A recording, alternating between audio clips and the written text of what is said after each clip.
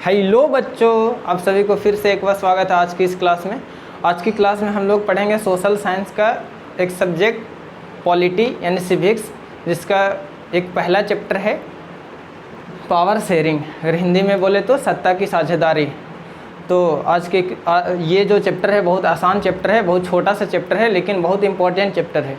को पूरा अच्छे से विश्वास है कि इस चैप्टर में जो भी नया चीज़ है वो लोग उस चीज़ के बारे में तुम लोग नहीं जानते होगे। तुम लोग कहने का मतलब कि जो हमसे पढ़े हैं शुरुआत से, जैसे सबीना, सिम्पी, सिमरन, श्रुति और कौन है, अजीत, रोशन और भी ऐसे 2-4 लोग और जो भी हैं, जो भी ये सब, क्योंकि तुम लोगों को हम पहले से जानते हैं तो हमको पूरा विश्वास है, 100% विश्वास है कि इसमें जितने भी पॉइंट नए आएंगे, जैसे मैं अगर पॉइंट बोले तो कौन सा बात इसमें नया जो आज तुम लोगों के लिए बहुत पहली बार होगा, क्योंकि इसके पहले क्या स्थिति है गांव का या क्या स्थिति है वहाँ मतलब पढ़ाई का, वो हम समझ सकते हैं कि नहीं, मतलब इसके बारे में पता होगा। जैसे मैं बहुत सारे सरकार का प्रकार के बारे में हम बताए थे कि कितने तरीके का प्रकार होता है, सरकार का अंग क्या क्या होता है। जैसे में विधायिका, कार्यपालिका, न्यायपालिका। ऐसे ही अगर संसद की बात करें तो संसद में जो अलग अलग सदन होते हैं, जैसे लोकसभा, राज्यसभा, विधानसभा, विधान परिषद, ये सब के बारे में बहुत सारा ऐसे पॉइंट है, अभी और भी छूट रहा है। जैसे गवर्नमेंट में 3 तरीके का गवर्नमेंट होता है, जैसे केंद्र सरकार, राज्य सरकार, स्थानीय सरकार। इसी तरीके से और भी पॉइंट है जो हमें लगता है कि आज पहली बार तुम लोग जानोगे। और इस चैप्टर में सत्ता की साझेदारी जो ये जो चैप्टर है, इसमें बहुत आसान चैप्टर है ये। इसमें बस दो देश का कहानी सुनना है, जो आज के वर्तमान समय में वो दोनों देश हैं। तो इस देश में एक घटना घटा है, मतलब बहुत अजीब घटना, उसके बारे में उसी का कहानी जान करके, उसका हिस्ट्री जान के इस चैप्टर को समझना है। तो पहले ही बोले कि कोई भी सब्जेक्ट हो जिसको हम अगर कहानी की तरह समझ रहे तो चैप्टर आसान है। तो हम पहले ही बताया कि हम किस तरीके से पढ़ाने वाले हैं। तो इसके पहले जो 1-2 क्लास था उसमें हम बताया कि जो भी चैप्टर आएगा उसमें हम अपनी तरीके से, जो हमें आता है हम अपने तरीके से उसको समझाएंगे, जो भी आता है। तो इस चैप्टर को भी हम अपने तरीके से समझाएंगे, और साथ में अगर हमसे समझ में ना आएगा तो हम पूछने के बाद फिर तुम लोगों को कोई वीडियो रिकमेंड करेंगे कि इस यूट्यूब पे इस चैनल पे ये वीडियो अवेलेबल है, जो अच्छे टीचर हैं। तो ऐसे ही तो हम अपनी तरीके से जो भी हमें आता है इस चैप्टर में, जो भी हमें जानकारी है, वो अपने तरीके से समझाने वाले हैं। तो ध्यान से सुनना और पेन कॉपी लेकर बैठ जाओ, क्योंकि इसमें बहुत सारा ये जो यहाँ पे जगह कम था, जो बोल रहे हैं कि आज नया चीज़ सीखोगे, जो अभी किसी चीज़ का नाम लिए बहुत सारे पॉइंट का, इस सब के बारे में हम लिखवाएंगे कि हाँ ये लिखो, इसके बारे में फिर समझाएंगे। इसलिए पेन कॉपी लेके ज़रूर बैठना, और अगर नहीं लेके बैठोगे तो रिक्वेस्ट है कि वीडियो हमारा अभी न देखे जब तक। पेन कॉपी लेके बैठना ही चाहिए। कोई भी वीडियो यूट्यूब का कोई भी टीचर से आप पढ़ रहे हो तो ऑनलाइन पढ़ने का सबसे अच्छा तरीका यही है कि ऐसे ही बस वीडियो देखने से कुछ नहीं होगा, साथ में पेन कॉपी लेके बैठना होगा। और जहाँ भी लगे कि ये वाला वर्ड हम आज पहली बार सुन रहे हैं या नहीं जानते हैं तो उसको लिख करके समझने की कोशिश करो, और ध्यान से बस सुनना है। ये चैप्टर बहुत छोटा और आसान है लेकिन बहुत इंपॉर्टेंट है। इसमें बहुत सारा ऐसा बात आएगा जो इसके मुझे विश्वास है कि इसके पहले तुम लोग नहीं जानते हो। तुम लोग कहने का मतलब जो वीडियो और लोग जो हमारा वीडियो अलग लोग देखते हैं उन लोगों को मैं नहीं बोल रहा हूँ ऐसा बात कि, क्योंकि उन लोगों का आ भी सकता है, वो आता भी होगा। लेकिन ये जो यहाँ 4-5-6 लोगों का नाम लिए, इन लोग हमको पूरा विश्वास है कि ऐसे पॉइंट के बारे में पता नहीं होगा। तो आज हम लोग इस वीडियो के माध्यम से ये चैप्टर को कंप्लीट करेंगे और बहुत सारा बात सीखेंगे। तो शुरू करते हैं। चैप्टर का नाम बता दिया, सोशल साइंस यानी सामाजिक विज्ञान का एक सब्जेक्ट लिए हैं, जिसमें पॉलिटी या सिविक्स भी, इसका मतलब सिविक्स या पॉलिटी दोनों सेम नेम है इस दोनों का। हिंदी में बोले तो राजनीतिक विज्ञान, जिसका पहला चैप्टर है पावर शेयरिंग, हिंदी में अगर बोले तो सत्ता की साझेदारी। अब इसमें जानो कि सत्ता होता क्या है। तो बेसिकली सत्ता का मतलब होता है कि देश को चलाने का पावर, देश को चलाने का जो भी पावर, उसी को एक तरह से सत्ता बोला जाता है। और आगे वीडियो में समझेंगे, अच्छे से सत्ता समझ में आएगा। तो इस चैप्टर को समझने के लिए 2 देश का कहानी है। एक देश है श्रीलंका और एक बेल्जियम। ये 2 देश हैं। इस ये 2 देशों में एक तरीके का बहुत पहले घटना घटा है, जिस घटना से आज ये चैप्टर बना है कि क्यों ज़रूरी है सत्ता की साझेदारी, क्या सत्ता की साझेदारी नहीं होगा तो क्या होगा। ये सब बातें इस चैप्टर में करेंगे। और ये भी जानेंगे कि हमारा देश इंडिया, ये इस देश में क्या सत्ता की साझेदारी का मतलब होता है बंटवारा, शेयर, एक दूसरे से शेयर करना, एक दूसरे से बंटवारा करना।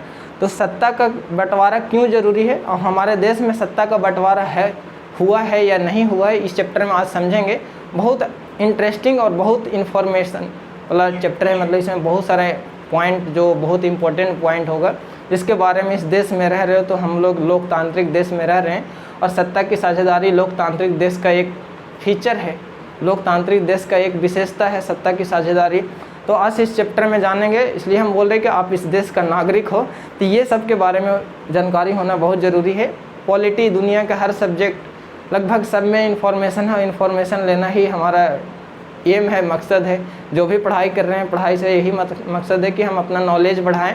जितने तरीके का ज्ञान है, साइंस का ज्ञान है, पॉलिटी, हिस्ट्री, ज्योग्राफी, मतलब जितने भी सब्जेक्ट है सब ज्ञान है, सब ज्ञान को बस हम लेने का कोशिश करते हैं, इसी को हम लोग बोलते हैं पढ़ाई। तो आज के इस चैप्टर में इस चैप्टर को शुरू करते हैं। 2 देश का कहानी है, इस 2 देश का कहानी के बारे में हम लोग समझेंगे। तो यही 2 देश का कहानी के बारे में मतलब जान करके कंपेयर करेंगे और घटना को कंपेयर करेंगे और समझेंगे कि क्या कहानी है, क्या करने से क्या हो जाता है, यही सब।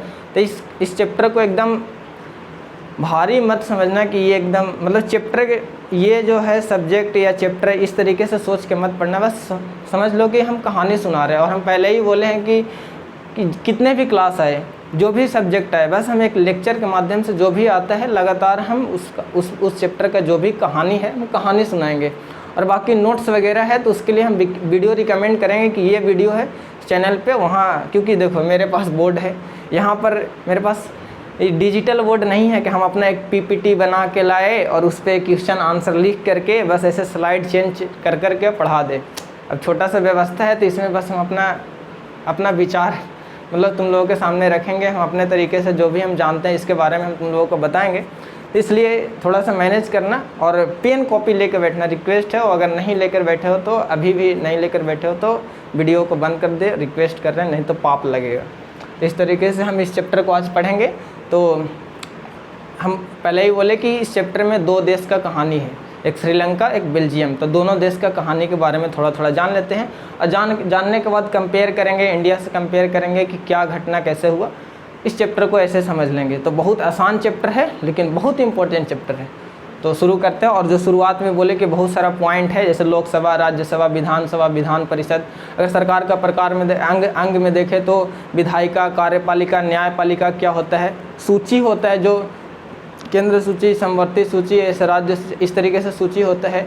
संसद क्या होता है, सांसद क्या होता है, एमएलए यानी कि विधायक क्या होता है, एमएलसी क्या होता है, बहुत सारा बात जानेंगे इसमें।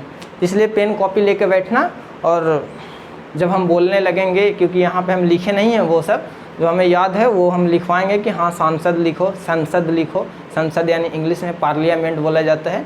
सांसद को जो हम लोग एमपी बोलते हैं यानी मेंबर ऑफ पार्लियामेंट। एमएलए यानी मेंबर ऑफ लेजिस्लेटिव असेंबली। एक एमएलसी होता है जो मेंबर ऑफ लेजिस्लेटिव काउंसिल। इस तरीके से जो भी हम बोलेंगे वहाँ पे वीडियो पॉज करके लिख लेना है, इसलिए ध्यान से सुनना। इस बहुत अच्छा चैप्टर है। तो हम पहले जानते हैं कि सत्ता की साझेदारी होता क्या है। तो सत्ता मतलब देश को चलाने की पावर। इस देश को चलाने के पावर कहीं एक जगह जो केंद्रित होता है, मतलब एक जो भी पावर है, जिस तरीके से देश, जिस कारण मतलब जिससे देश रेगुलेट हो रहा है, जिससे देश चल रहा है, वो सत्ता होता है। वो सत्ता किसी एक व्यक्ति, लेकिन लोकतांत्रिक देश में सत्ता कहाँ होता है, जनता के पास होता है। तो सत्ता का मतलब समझ में आ रहा है कि देश को चलाने का जो तरीका है, जो जिसके पास है, जिस देश को चलाने का जो नियम कानून या पावर है, वो सत्ता कहलाता है। और उसको बंटवारा करना या एक दूसरे के साथ बांट देना, अब किस तरीके से बढ़ता है। अब ऐसा कोई सामान नहीं है कि ये इतना रख लो, इतना रख लो। अब इसका फीलिंग समझेंगे कि किस तरीके से सत्ता बटा जाता है। ये इस चैप्टर में यही समझे सत्ता की साझेदारी का मतलब होता क्या है। तो सत्ता की साझेदारी यानी सत्ता का बंटवारा, इंग्लिश में ही नाम आसान है, पावर शेयरिंग। शेयर मीन्स होता है बांटना, शेयरिंग। तो पावर शेयरिंग, सत्ता का बंटवारा क्यों जरूरी है और क्या होता है। तो ये सत्ता मतलब समझ गए, देश को चलाने की एक पावर, जो शक्ति, वो सत्ता कहलाता है। और शेयर बांटना मतलब उसको बांटना। तो ये एक मीनिंग है सत्ता की साझेदारी का। सत्ता के बारे में, सत्ता क्यों ज़रूरी है। तो ये 2 देश की कहानी के बारे में जब हम लोग जानेंगे, उसके बाद हम लोग एक कंक्लूजन निकालेंगे कि अगर ये चीज़ हुआ होता तो ये नहीं होता है, जो भी घटना है। तो आगे जानेंगे कि सत्ता की साझेदारी क्यों ज़रूरी है। और आगे है बेल्जियम और श्रीलंका देश का कहानी के बारे में, फिर हम भारत में ये चीज़ एग्जिस्ट करता है कि नहीं, भारत में सत्ता की साझेदारी हुआ है कि नहीं, इसके बारे में भी जानेंगे। और अगर अब शुरू करते हैं बेल्जियम की कहानी के बारे में, तो पहले तो सबसे पहले बेल्जियम देश को एक लोकेशन जानो कि बेल्जियम देश कहाँ पर है। तो हम सबको सबसे रिक्वेस्ट किए हैं, सबसे बोले हैं कि अपने घर में कसम खाओ कि मैप एकदम ज़रूर लगा लेना। तो मैप में तुम देखना, ये जो बेल्जियम देश है यूरोप महाद्वीप का एक छोटा सा देश है, जहाँ पर जो फ्रांस की क्रांति हम लोग पढ़े थे, तो फ्रांस देश कहाँ पर होगा इसका भी तुम लोग ध्यान तो आना चाहिए कि फ्रांस कहाँ है। जर्मनी बगल में है और एक नीदरलैंड वगैरह है वहाँ पे। तो ये जो है बेल्जियम यूरोप महाद्वीप का एक बहुत छोटा सा देश है। थोड़ा देखना, एकदम बहुत छोटा सा देश है। हम लोग का हरियाणा, ऐसे सरसे में पड़े हरियाणा, या बहुत छोटा सा, उससे भी छोटा देश है, जहाँ का जनसंख्या मात्र 1 करोड़ है। बहुत छोटा सा देश है जहाँ 2 तरीके के समुदाय रहते हैं। और एक क्वेश्चन बनता है कि ये जो बेल्जियम जो देश है, ये कितने देशों से अपना बॉर्डर शेयर करता है, बॉर्डर साझा करता है। जैसे भारत का पड़ोसी देश है तो अगल बगल में देश है ना, इसी तरीके से ये कितने देशों से सटे हुए हैं, यानी कितने देशों से अपना बॉर्डर शेयर करता है। तो 3-4 देश है, जैसे फ्रांस वहाँ पर एक हो गया, फिर एक बगल में जर्मनी हो गया, और एक यहाँ पर क्या लिखे, हम यहाँ पर कहीं पे लिखे हैं फ्रांस हो गया, इंग्लैंड तो नहीं, जर्मनी, और एक हो गया लग्जमबर्ग। वहीं पर देखना LM लिखल होगा, वही लग्जमबर्ग देश। इतने सारे देशों से ये अपना सीमा शेयर करता है। तो ये एक क्वेश्चन बन सकता है कि बेल्जियम देश कितने देशों से शेयर करता है, कितने देशों से घिरा हुआ है। तो ये एक क्वेश्चन बना। और अब इसका कहानी जानते हैं कि हुआ क्या यहाँ। तो यहाँ पर देखो हम एक चित्र बना है, ऐसे चित्र है, थोड़ा हंसना नहीं क्योंकि ऐसे ही है बस, क्योंकि यहाँ पर कैसे बस समझाने के लिए कि मान लो कि एक छोटा सा ऐसा देश है, ये बेल्जियम देश है, ये वाला। अब ये कंकाल मत समझ जाना। तो ये जो बेल्जियम देश है, ये तो बेसिक इन्फॉर्मेशन बता दिया कि यहाँ की आबादी कितना, 1 करोड़ आबादी है, सीमा शेयर करता है फ्रांस, इंग्लैंड, जर्मनी, लग्जमबर्ग। यहाँ भाषा, अब यही के बारे में बता रहे कि यहाँ ना 2 तरीके से बटा हुआ है देश। अभी देश के बारे में बात करें, जब ये बेल्जियम के बारे में, बेल्जियम का कहानी हम लोग हिस्ट्री जान रहे हैं, तो इसमें एक तो हम जानेंगे बेल्जियम के बारे में, और एक बेल्जियम का राजधानी है ब्रुसेल्स का एक बात जानेंगे क्या यहाँ पर हुआ है घटना। देखो एकदम कहानी है, इसलिए थोड़ा चुपचाप आराम से सुनना है। अभी तक अगर एकदम सोच के पढ़ रहे हो कि आज हम एक चैप्टर पढ़ने जा रहे हैं, कुछ नहीं, आराम से एकदम सुनना है। तो बेल्जियम को यहाँ पर हम ऐसे एक लाइन खींच करके बताए हैं कि 2 अलग अलग क्षेत्र में बटा हुआ था। एक ऊपर वाले क्षेत्र को हम लोग बोलते हैं फ्लेमिश क्षेत्र। कौन सा, यही सब आता है एग्जाम में, इसलिए कहानी सुन रहे तो थोड़ा याद करने की कोशिश करो कि एक 2 क्षेत्र में बटा था बेल्जियम। एक क्षेत्र है फ्लेमिश और एक क्षेत्र है वोलिनिया। अब बुक पढ़ोगे तो मिलेगा ये सब, इसलिए हम बोलते हैं कि हम जो बोल रहे हैं वो कहानी सुनो।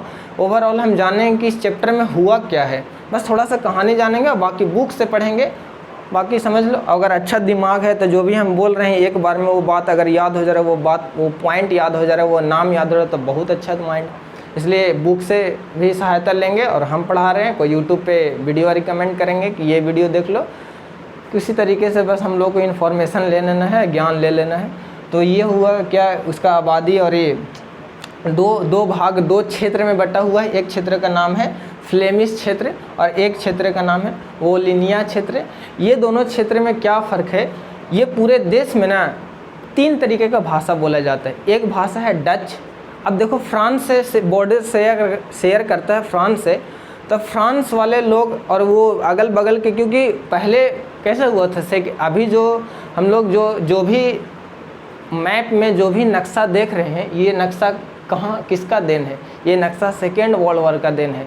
तो मान लो कि उस समय सेकेंड वर्ल्ड वॉर जब हुआ था तो लोग तो कहाँ से हैं और कहाँ से ऐसे लाइन कट गया, कहाँ से बंटवारा हो गया वो तो पता नहीं।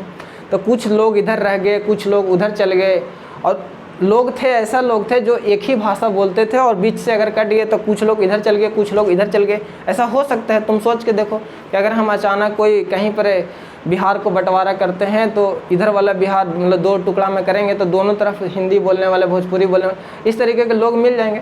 तो इसी तरीके से जब सेकेंड वर्ल्ड वॉर हुआ होगा तो बंटवारा हुआ होगा। तो यहाँ पर देखो, वो जो हम ये बेल्जियम देश की बात कर रहे हैं तो वो 2 भाग में बटा हुआ है। पहले तो 2 क्षेत्र के बारे में। अब यहाँ 3 तरीके का भाषा बोला जाता है। तो तुम लोग 3 तरीके का भाषा, तो हाँ, तो एक भाषा है फ्रेंच भाषा।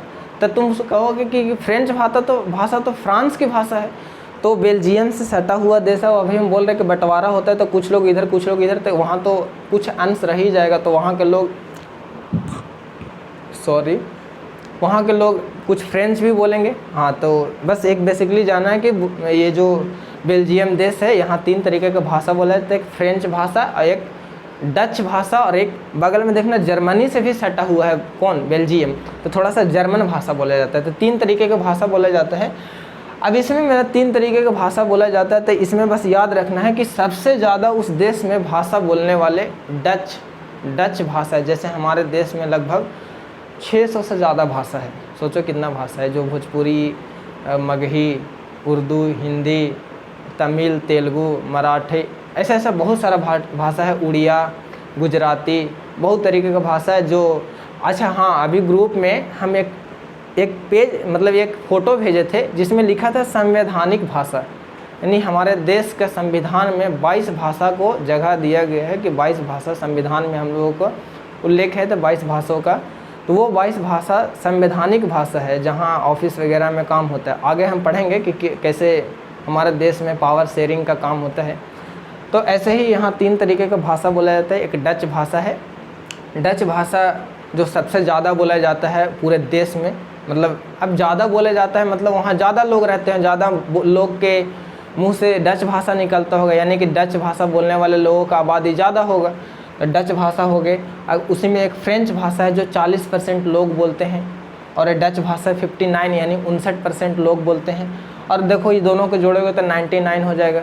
1% लोग क्या जर्मन बोलते हैं, देखना जर्मन से एकदम थोड़ा सा सटा हुआ है, थोड़े सा मतलब ये हुआ है, तो जर्मन भाषा बोला जाता है। तो 3 तरीके का भाषा बोला जाता है। तो अभी से क्या हम लोग समझे कि जो बेल्जियम देश है ये पहले 2 क्षेत्र में बटा हुआ है, एक ऊपर क्षेत्र है एक नीचे क्षेत्र है, दोनों क्षेत्र का नाम याद रखना है। और इस देश में 3 तरीके का भाषा बोला जाता है। अच्छा अब देखो कहानी कैसे रिलेट होता है, 3 तरीके का भाषा बोला जाता है।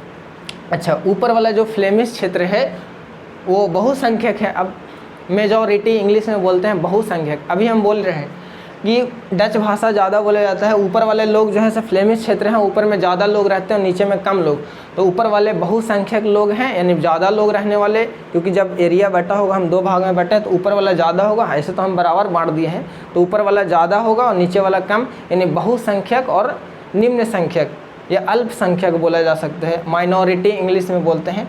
तो ऊपर वाला जो फ्लेमिश क्षेत्र है वहाँ पे लोग बहुत ज़्यादा बहुत संख्यक लोग मतलब बहुत ज़्यादा लोग रहते हैं, और जो नीचे वाला ये जो वोलिनिया जो क्षेत्र है इसमें कम लोग रहते हैं, यानी ऊपर वाले के कंपेयर में नीचे वाले में कम लोग रहते हैं, इसलिए ऊपर वाले को बहुत लोग रहते हैं इसलिए बहुसंख्यक बोलेंगे, और नीचे वाले कम लोग रहते हैं इसको अल्पसंख्यक बोलेंगे। कितना आसान बात है, आराम से सुनना है।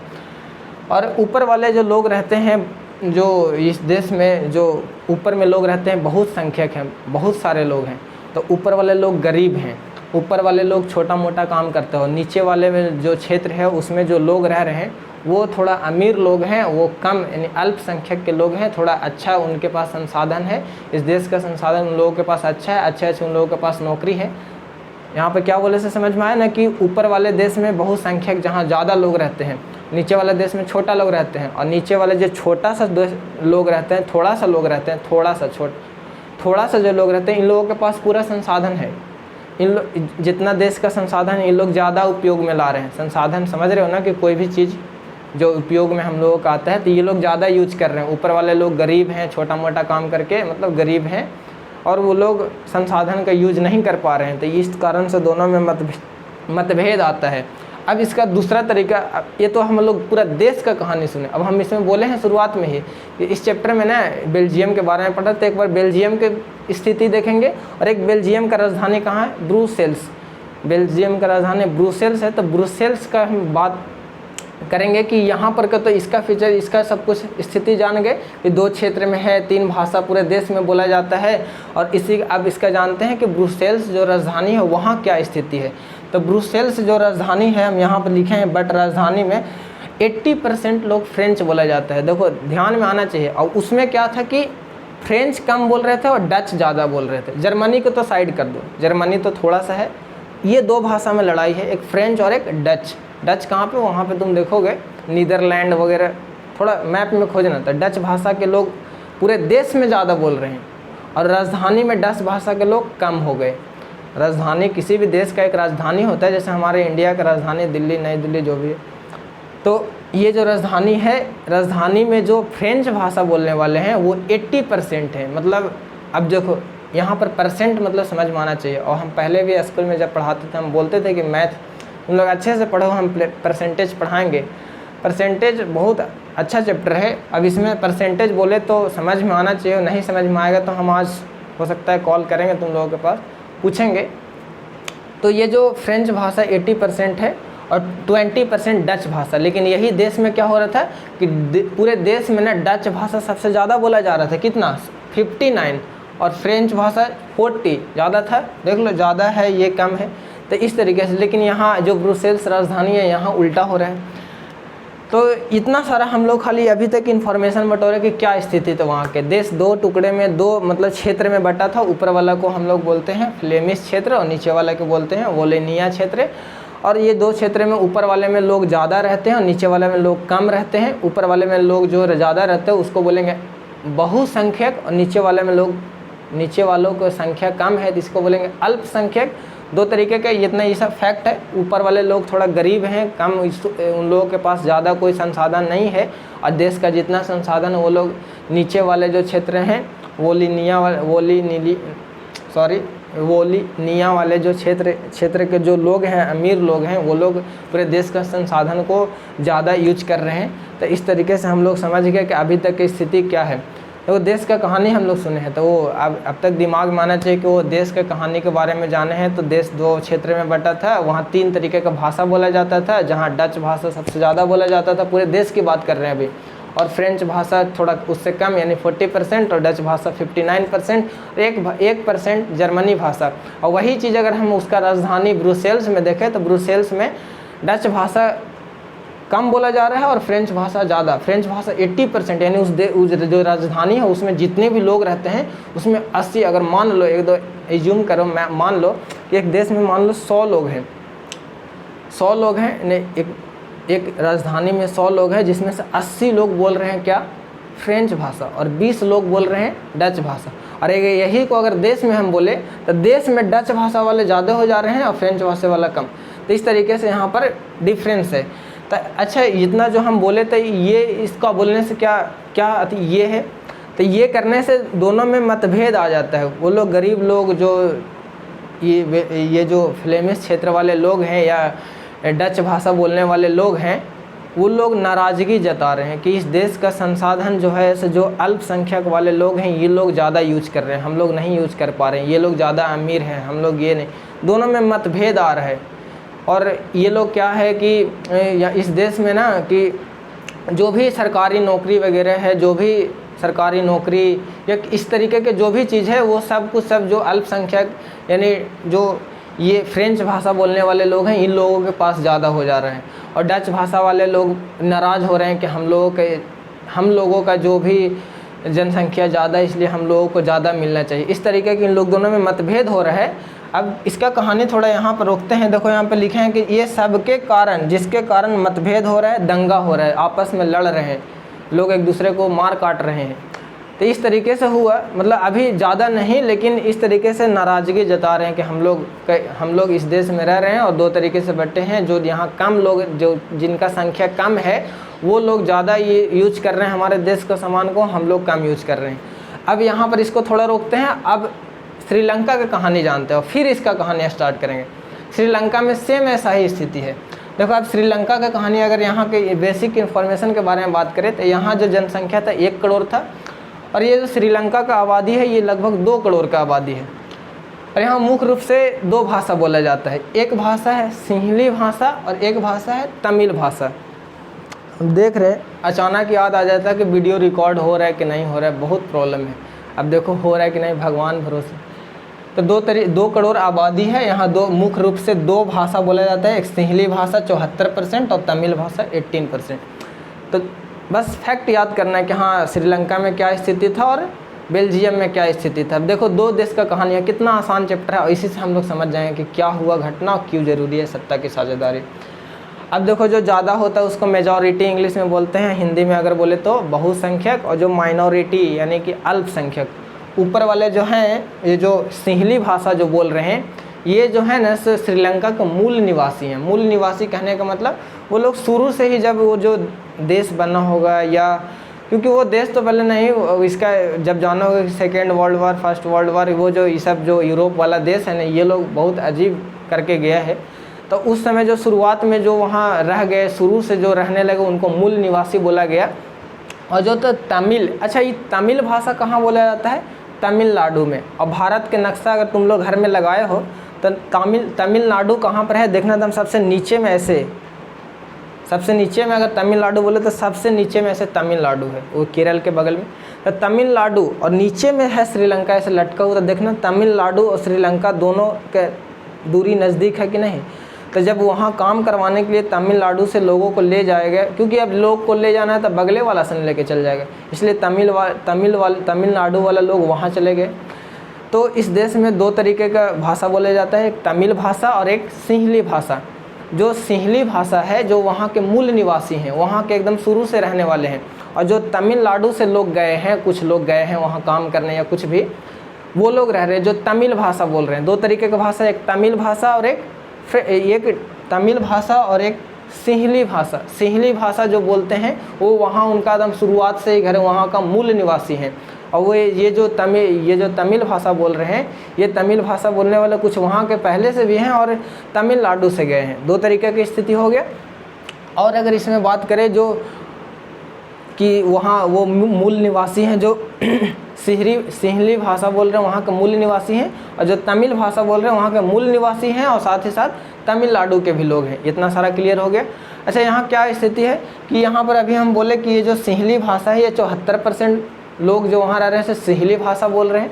74% लोग सिंहली भाषा बोल रहे हैं, मतलब वहाँ बहुत ज़्यादा लोग हैं सिंहली भाषा बोलने वाले, और 18% लोग हैं तमिल भाषा बोलने वाले।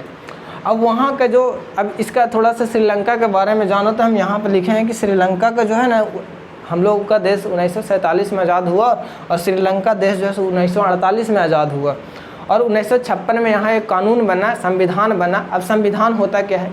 तो संविधान देश को चलाने का जो कानून होता है, देश को चलाने का जो नियम कानून होता है, जिस किताब में लिखा रहता है देश को चलाने के लिए, उस देश को हम लोग वो किताब को बोला जाता है संविधान।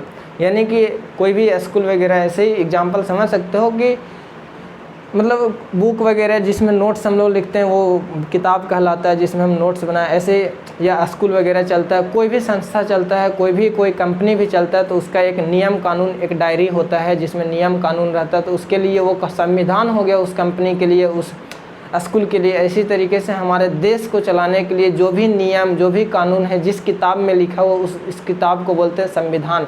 तो संविधान क्या है? देश को चलाने के लिए लिखा गया जो नियम कानून है, वो एक प्रकार जिस पुस्तक में देश का कानून, नियम कानून जो लिखा गया उस पुस्तक को संविधान के नाम से जाना जाता है। और संविधान के हिसाब से हमारा देश पूरा रेगुलेट होता है, देश चलता है। तो यहाँ पर हम बोले कि संविधान कानून बना, जिसमें क्या हुआ, ये जो सिंहली भाषा वाले जो थे, क्योंकि सिंहली वहाँ ज़्यादा बोलते हैं, सिंहली भाषा वाले लोग जो थे वो संविधान में ऐसा चीज़ लिख दिया, ऐसा काम कर दिए, जिससे कि इन लोगों को काफ़ी नुकसान हुआ। ये लोगों मतभेद हो गया, दंगा होने लगा। अब ये लोग क्या किए? तो किए वो ये लोग कि उन लोगों का जो सिंहली भाषा है उसको राजभाषा बना दिया गया। राजभाषा क्या होता है कि देश में जो भी ऑफिशियल काम होता है, जो भी सरकार वगैरह, जो भी ऑफिशियल ऑफिस वगैरह में जो भी काम होता है, जैसे हम लोग को ऑफिस में कभी भोजपुरिया में लिखा के काम होता है, मगही में लिखाता है, हम लोग को ऑफिस में कौन सा भाषा लिखाता है?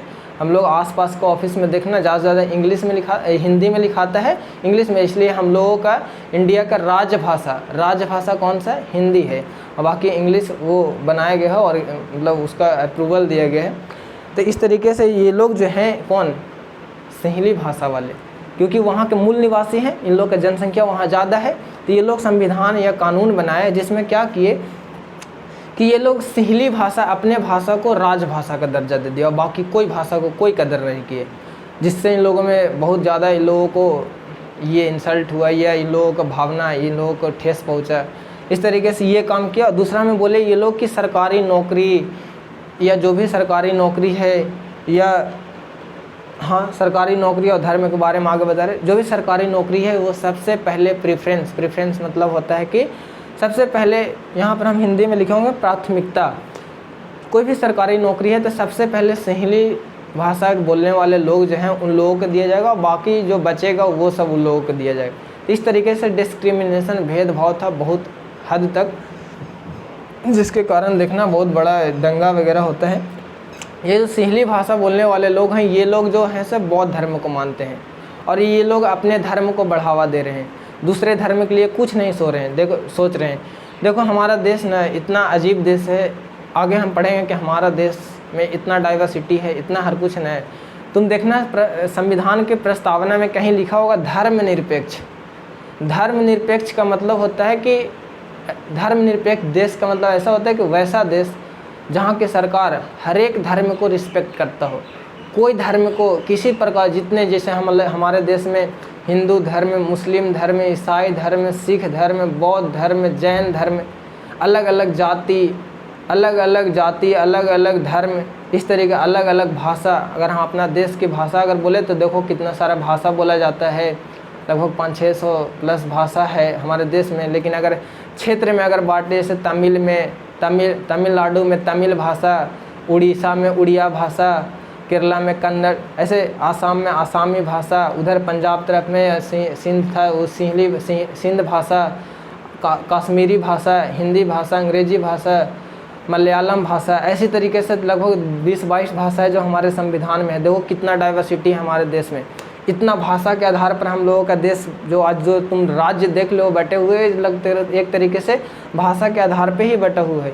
इतने सारे हम लोगों के पास डाइवर्सिटी है, इतने तरीके से हम लोग भाषा बोलते हैं, इतना अलग अलग जाति, धर्म, लिंग, समुदाय, अलग अलग मतलब जाति धर्म के लोग यहाँ रहते हैं, इतना सारा धर्म है, फिर भी हम लोग अच्छे से रहते हैं। ऐसा कभी नहीं देखो कि हिंदू मुस्लिम में डेली लड़ाई हो जा रहा है, हिंदू मुस्लिम में मार काट हो जा रहा है एक ही देश में, इस तरीके से नहीं हो रहा है। लेकिन यही चीज़ पाकिस्तान में नहीं, हिंदू को वो लोग मानते हैं पूरे तरीके से पाकिस्तान की, ये हिंदू राष्ट्र, पाकिस्तान जो मानता है मुस्लिम कंट्री अपने आप को मानता है, वहाँ के हिंदू जो भी उन लोग को बहुत सताया जाता है। वो लोग मानता ही नहीं कि यहाँ हिंदू रहता है, मतलब सबको कन्वर्ट करता है, मतलब इस तरीके से स्थिति है। लेकिन यहाँ इस देश में संविधान में ऐसा बनाया गया है कि यहाँ सब धर्म को रिस्पेक्ट किया जाएगा। किसी भी धर्म को मतलब किसी तरीके से कोई अगर ठेस पहुँचाता है तो उस पर कार्रवाई किया जाएगा। और यहाँ ये भी छूट है कि कोई भी लोग कोई भी धर्म को अपना सकता है, कोई कुछ नहीं मना करने वाला है। इस तरीके से हमारा देश बहुत अजीब देश है, पूरा दुनिया का सबसे मतलब खूबसूरत देश है, बहुत मतलब इससे खूबसूरत कहीं देश नहीं है। यहाँ हर तरीके का मौसम, हर तरीके का अगर डाइवर्सिटी देखें यानी विविधता देखें तो डाइवर्सिटी में धर्म के आधार पे बहुत सारे धर्म हैं, बहुत अलग अलग भाषा बोले जाते हैं, इस तरीके से फिर भी हम लोग यूनाइट रहते हैं, कभी कहीं पे दंगा नहीं होता है। थोड़ा मोड़ा ऐसे एक्सेप्शन में है, कुछ लोग जो पढ़े लिखे नहीं हैं वो लोग ये सब करते हैं, हिंदू मुस्लिम करते हैं, आपस में लड़ते हैं। लेकिन जो पढ़े लिखे लोग हैं वो लोग ऐसा नहीं करते हैं। जो भाईचारा, जो फ्रांस की क्रांति से लिया गया बंधुत्व, ऐसे वो लोग जानते ही नहीं है संविधान के बारे में, प्रस्तावना के बारे में, इसलिए वो लोग लड़ जाते हैं। तो जो लोग पढ़ लिख लेते वो लोग ऐसा नहीं करते, इसलिए हमारा देश का संविधान बहुत सबसे बड़ा लिखित संविधान है। मतलब बहुत इसका विशेषता है, बहुत इसका मतलब अगर इतना ज़्यादा इसका विशेषता है, अगर इसका गुण वगैरह सब कुछ जाने लगोगे तो बहुत मतलब हम लोगों का देश बहुत खूबसूरत देश है। अब भाग्य अच्छा है कि हम लोग इस इंडिया देश में रह रहे हैं जहाँ धर्मनिरपेक्ष है, भाईचारा है, किसी तरीके की कोई परेशानी नहीं इस तरीके से। तो यहाँ क्या हुआ कि सिंहली भाषा वाले जो लोग हैं वो लोग सरकार, जो भी वहाँ का सरकार था, वहाँ जो भी लोग थे, देखो इसके पहले चैप्टर जो हिस्ट्री में पढ़ा है उसमें क्या प्रॉब्लम था, वो जो ब्रिटिशर्स थे वो जो भी अपना संविधान, ये जो भी अपना ऑफिस वगैरह बनाए थे, जहाँ जो काम करने वाले लोग थे वो सब अपने लोग रखते थे, इंडिया के लोगों को वहाँ नहीं रखा जाता था। जिसके लिए जो वो आया था वो क्या बोलते हैं, साइमन कमीशन जो बोला गया था कि इसमें हम लोग इंडियन के मांग रखा गया था कि आप लोग इसमें इंडियन को भी शामिल कीजिए, जिसके कारण गो बैक का नारा लगा, गो साइमन गो। तो इस तरीके से ही यहाँ जो भी संविधान, जो भी संसद था यहाँ का, या जहाँ सरकार का सबसे ज़्यादा मतलब क्या बोल सकते हैं उसको, कि उसमें सबसे ज़्यादा भागीदारी सिंहली भाषा वाले लोगों का था।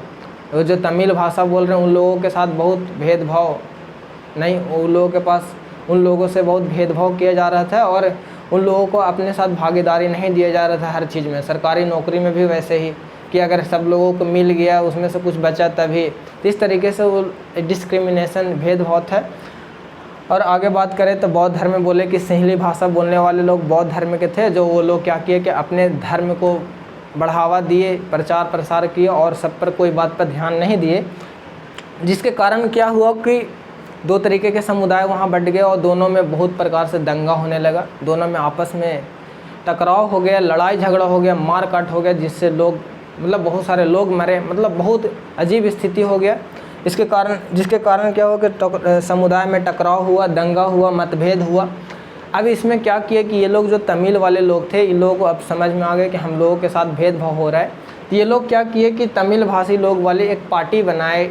उस पार्टी में ये लोग प्रावधान रखे कि हम लोग एक पार्टी बनाएंगे जिसमें क्या कहेंगे कि हम लोगों का तमिल भाषा को राजभाषा बनाया जाए।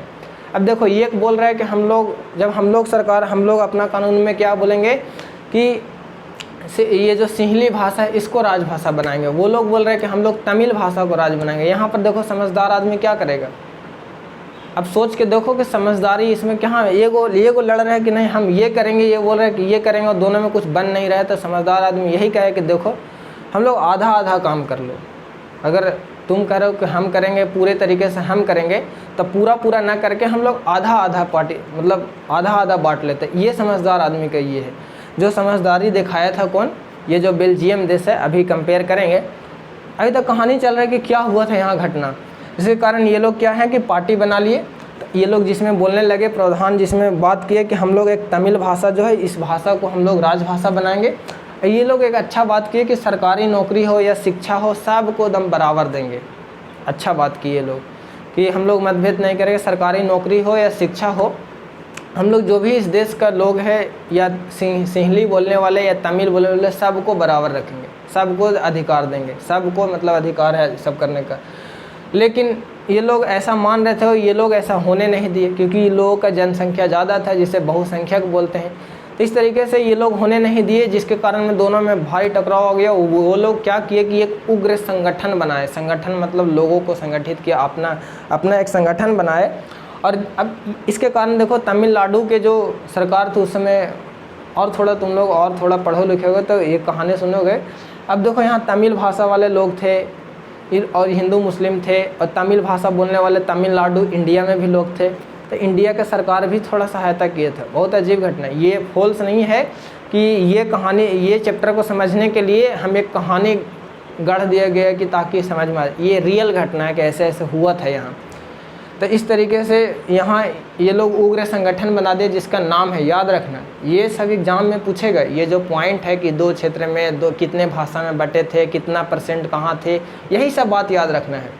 कौन सा पार्टी बनाए, ये लोग उग्र संगठन बनाए जिसका नाम है लिबरेशन टाइगर तमिल इलम। लिबरेशन टाइगर्स तमिल इलम। या पढ़ना, बुक में कहीं मिलेगा तो अंडरलाइन करके रखना। अब अभी तक वो पेन और कॉपी लेके नहीं बैठे हो और बुक अगर सामने लेके नहीं बैठे हो तो बहुत गंदा आदमी। अगर लेके बैठे हो तो बहुत अच्छा, उसको अभी लिखना ये वाला कि लिबरेशन टाइगर तमिल इलम। नहीं दिखेगा तो जूम करना ऐसे करके, ऐसे। जिसके कारण क्या हुआ कि ये लोग एक उग्र संगठन बनाए कि हम लोग लड़ेंगे। ये लोग मान नहीं रहे थे। इस तरीके से इन लोगों में टकराव हो गया। एक समुदाय दूसरे समुदाय से भिड़ गए, जिसके कारण इन लोगों के देश में ही गृह युद्ध का मतलब क्या होता है कि एक ही देश के लोग आपस में मार काट करने लगे, आपस में लड़ने लगे, उसको गृह युद्ध बोला जाता है। और एक देश दूसरे देश से लड़ा तो वो अलग युद्ध हो जाता। तो गृह युद्ध का मतलब घर में ही, अपने देश में ही लोग आपस में लड़ने लगे। ये गृह युद्ध छिड़ गया, टकराव हुआ, दंगा हुआ, जिसके कारण मार काट हुआ, लोगों का जान गया, बहुत तरीके से मतलब ये हुआ। ये स्थिति था यहाँ का। अब यहाँ हम लोग आते हैं कि यहाँ तो बहुत मार काट हुआ, दंगा हुआ, इस तरीके से ये लोग उग्र संगठन बनाए। यहाँ क्या हुआ था? तो यहाँ ये लोग समझदारी दिखाया था कि यहाँ के संविधान, देखो हम यहाँ पर लिखे हैं शायद, हाँ, पावर शेयरिंग नहीं करने से क्या होगा। यहाँ पे एक क्वेश्चन आ रहा है कि पावर शेयरिंग नहीं करने से, वो जब पावर शेयरिंग सत्ता के साझेदारी अगर हम लोग नहीं करेंगे तो क्या क्या हो सकता है। तो हो सकता है कि देश टूट जाता है, देश कमज़ोर पड़ जाता है। देश में आपस में ही लोग अगर लड़ते हैं तो बगल वाला देश वाला देखता है कि इन लोग आपस में ही लड़ रहे हैं, तो आक्रमण कर दे सकता है, देश कमज़ोर हो जाएगा, कोई दूसरा देश आके हमला कर सकता है। इसलिए ये सब करने से देश कमज़ोर हो जाता है, देश बिखर जाता है, अलग अलग भाग में टूट जाता है। जैसे अभी अगर देखो, ये इंडिया इतना बड़ा देश है और अलग अलग राज्य है, 28 राज्य, 29 तो अब नहीं है, 28 राज्य है। ये लोग अपना अपना देश बना लेते। एक छोटा सा देश आएगा और उधर से आएगा चाइना और इसे पटक देगा, कुछ ख़त्म। इसलिए सबको मिल के रहना बहुत ज़रूरी है। अगला चैप्टर हम लोग को पढ़ना है संघवाद, फेडरलिज्म। क्या होता है संघवाद? सब लोग संघ में मतलब मिल के रहते हैं कि कैसे पावर बटा जाता है। उसी में हम लोग पढ़ेंगे सरकार का जो अंग होता है, केंद्र सरकार, राज्य सरकार और एक स्थानीय सरकार, कैसे पावर को बांट दिया जाता है। अगला चैप्टर बहुत इंटरेस्टिंग है, सब कुछ इंटरेस्टिंग है, बस खाली दिमाग खोल के पढ़ना स्टार्ट करो। इस कारण से समझ में आया कि ये लोग पावर शेयरिंग नहीं करने से क्या हो सकता है कि देश टूट जाता है, देश कमज़ोर हो जाता है, गृह युद्ध छिड़ जाता है, लोगों में मतभेद आता है, लोग दंगा करने लगते हैं, लोग आपस में मार काट करने लगते हैं, इसलिए अनेकों लोगों को जान जाता है। इसलिए पावर शेयरिंग करने से बहुत मतलब ये सब से बचेंगे, और अगर नहीं करेंगे तो ये सब होना तय है। इसलिए पावर शेयरिंग बहुत ज़रूरी है। इसलिए बेल्जियम में समझदारी दिखाया, वो लोग ऑब्जर्व किया कि बेल्जियम वाले, यहाँ तो ये लोग लड़ कट के मर रहे थे, बेल्जियम वाला जब ऐसा विरोध हुआ, वो लोग सोचा कि सही बात बोल रहे हैं, 2 तरीके का लोग रह रहे हैं, यहाँ डाइवर्सिटी है, और ये लोग मांग यही कर रहे हैं कि आप जो भी देश चलाने का जो भी सत्ता है वो खाली कौन रखे हुए हैं? डच भाषा बोलने वाले, फ्रेंच भाषा बोलने वाले। जो भी वहाँ का व्यवस्था था, उस व्यवस्था में सबसे ज़्यादा भागीदारी किन लोगों के था? फ्रेंच भाषा बोलने वाले को। और डच भाषा बोलने वाले क्या सोच रहे, कह रहे थे कि हम लोगों की जनसंख्या ज़्यादा है, इसलिए हम लोगों को दिया जाए। तो ये लोग ये अपना संविधान में क्या किए? संशोधन किए। संशोधन मतलब कि अगर संविधान में कोई बात गलत लिखा हुआ है तो कुछ लोग मिल करके, जो भी वहाँ के मेन नेता हैं, मिल करके बात डिसाइड करते कि देखिए ये बात गलत है, ये नहीं होना चाहिए, तो कुछ वोट होता है, इसके बाद से उसको हटा दिया जाता है। अकेले कोई नहीं हटा सकता है, जिसको बोलते हैं संविधान में संशोधन करना। हमारे देश का संविधान में भी बहुत संशोधन होता है, लेकिन हमारे देश में एक मूल एक बेसिक स्ट्रक्चर है, हम लोगों का मौलिक अधिकार है। तुम लोग पढ़े होगे, 6 या 7 क्लास में पढ़ना है, या 8 है शायद, इसमें पढ़ना है मौलिक अधिकार। ये बहुत बड़ा अधिकार है हम लोगों का। इसलिए तुम लोग पॉलिटी जानो तो समानता क्या होता है, स्वतंत्रता क्या होता है, बोलने की आज़ादी, अभिव्यक्ति का स्वतंत्रता क्या होता है, धार्मिक स्वतंत्रता क्या होता है, बहुत तरीके का स्वतंत्रता है। इसलिए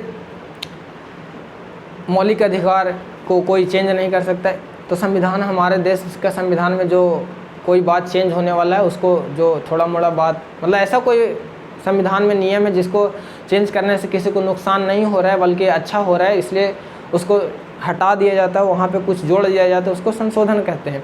तो इन लोगों का संविधान में ना, कौन लोगों का, ये जो बेल्जियम देश है, ये लोगों को समझ में आ गया कि देखो यहाँ डाइवर्सिटी है, विविधता है, यहाँ 3 भाषा के लोग रह रहे हैं, और यहाँ पर अलग अलग सबका कल्चर है, संस्कृति है, सब लोग अलग अलग लोग अपना अपना तरीक़ा से जी रहे, अपना अपना धर्म है, अपना अपना, ये सब समझ करके ये लोग अपना ना 1970 से 1993 के बीच में अपना संविधान में 4 बार संशोधन किए। और संशोधन में क्या किए ये लोग कि ये जो पावर होता है ये हम लोगों को बांट लेना चाहिए। कहने का मतलब कि ऐसा थोड़ी है कि चावल है या कुछ खाने वाला सामान है, ये इतना ले लो, मतलब ये नहीं।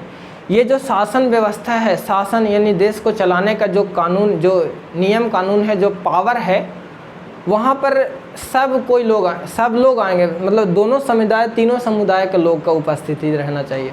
जैसे में नहीं समझ में आया तो हम क्या बोल रहे हैं, थोड़ा 1 मिनट रुको, हम देखते हैं वीडियो हो रहा है कि नहीं, क्योंकि इसके बाद लगभग आधा घंटा ये क्लास थोड़ा शॉर्ट ही क्लास रहेगा, थोड़ा सा देख करके हम बताते हैं।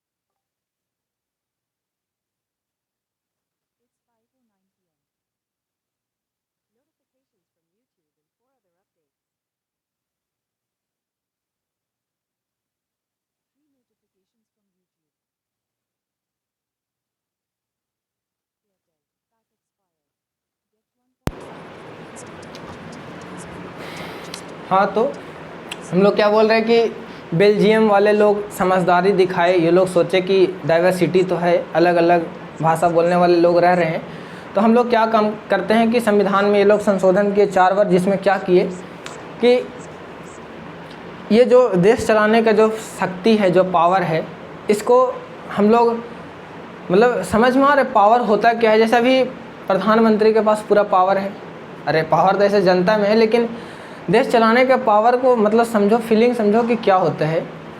तो ये जो वहाँ भागीदारी क्या होगा, जैसे इंडिया से समझ लो, इंडिया में बोलो डाइवर्सिटी है कि नहीं। अभी हम बताए कि यहाँ अलग अलग भाषा के लोग रहते हैं, अलग अलग भाषा के लोग रहते हैं, और अलग अलग धर्म के लोग रहते हैं, अलग अलग जाति के लोग रहते हैं, अलग अलग क्षेत्र में अलग अलग धर्म ज़्यादा, मतलब ज़्यादा धर्म मानने वाला की जनसंख्या ज़्यादा होता है। इस तरीके से डाइवर्सिटी है।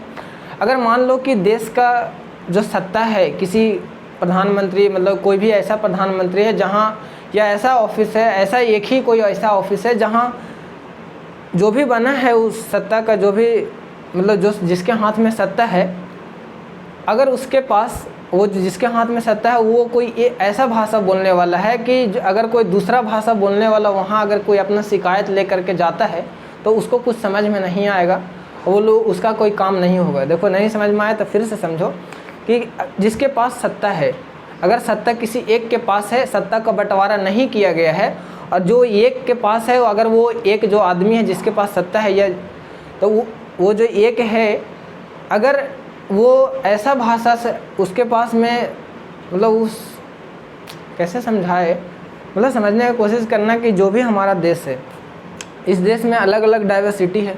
एक ऐसे ही मान लो कि ये जो तमिल है, तेलुगु, जहाँ तेलुगु भाषा बोला जाता है, वो पूरा तमिलनाडु में मान लो कि पूरा जितने भी लोग हैं और जो देश को चलाने का सत्ता जिसके पास है, वो तमिल भाषा नहीं जानता है या नहीं जानता है, और बाकी देश का और बाकी जो राज्य हैं वो सब जो भी भाषा वो भाषा जानता है। तो ये तमिल वाले लोग अगर अपना बात लेकर के जाएंगे तो इन लोगों का काम नहीं होगा, क्योंकि वहाँ जान ही नहीं रहे। तो ये लोग क्या करेंगे कि हमारे देश में ऐसे ही चलता है कि हर एक राज्य का अलग अलग भाषा है लगभग, तो हर एक राज्य का लोग, जितने भी लोग होते हैं, वो लोग मिल करके अपना एक नेता चुनते हैं, जिसको हम लोग मुख्यमंत्री बोलते हैं, अपना राज्य का। कि तमिल भाषा बोलने वाले लोग पूरे मिल करके एक तमिल भाषा बोलने वाले मुख्यमंत्री को, एक पूरा क्या किए कि मलयालम बोलने वाले लोग जितने भी हैं सब मिल करके एक मलयालम बोलने वाला एक नेता चुन ले, जिसको मुख्यमंत्री कहते हैं। ऐसे ही कर करके हर एक राज्य से एक नेता, एक मतलब मुख्यमंत्री मतलब चुने जाते हैं कि ये हमारा प्रतिनिधि बन के जाएंगे और हमारे लिए बात करेंगे सरकार से।